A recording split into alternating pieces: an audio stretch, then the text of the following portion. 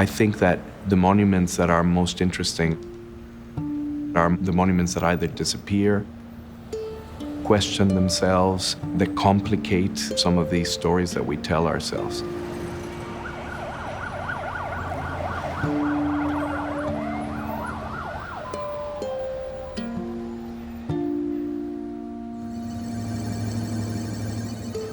I have for a long time proposed a more anti-monumental approach, an approach that is more of a platform for people to self-represent. I got COVID in early March here in New York.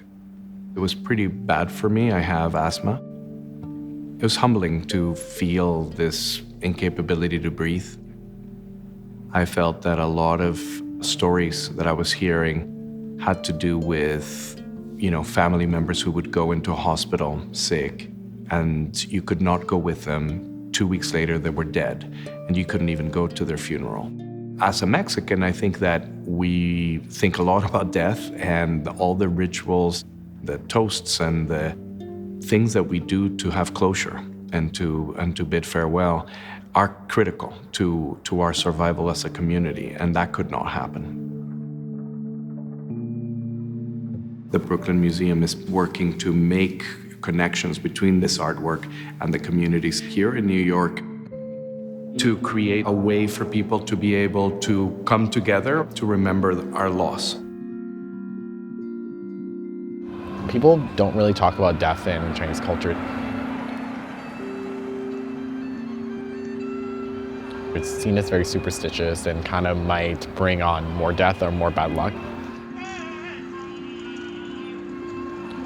Regardless of the pandemic, that's always a thing. And I think with the pandemic, people are very scared or very apprehensive to talk about it. My aunt passed away this past March.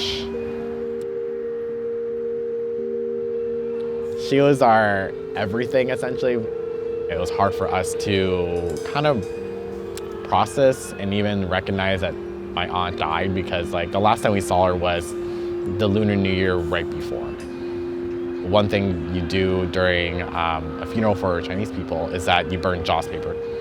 So there are these paper mache sculptures that are representative of material goods. So it could be a home, a car, an iPhone.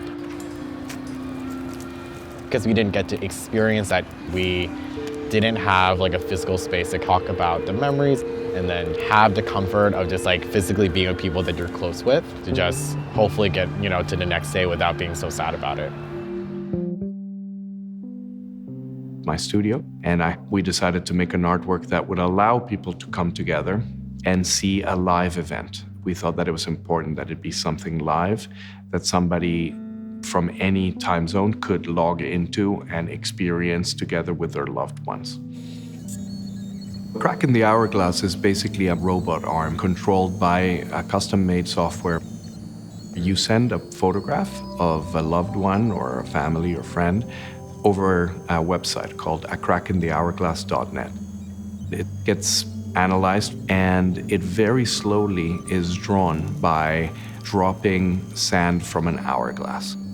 As this image is appearing, there's 2 cameras that are broadcasting the action live. So when you participate, you can invite friends to log on to the website and see it.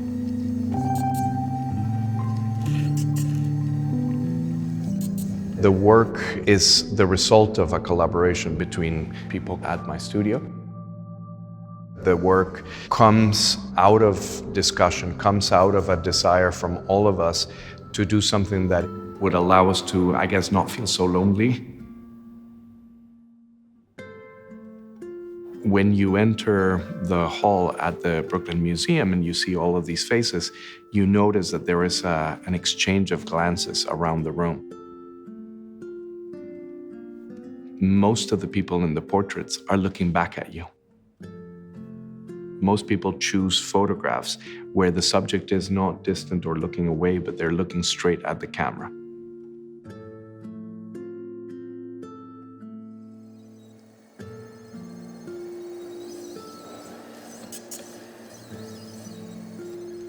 There's a moment which the image tilts slowly, and gravity pulls the sand down, making the portrait disappear and recovering all the sand to be recycled into new portraits. All the portraits so far, hundreds of them, are all made with the same small amount of sand. And for me, that was really important because it was a sense of universal solidarity around this and a sense of connection.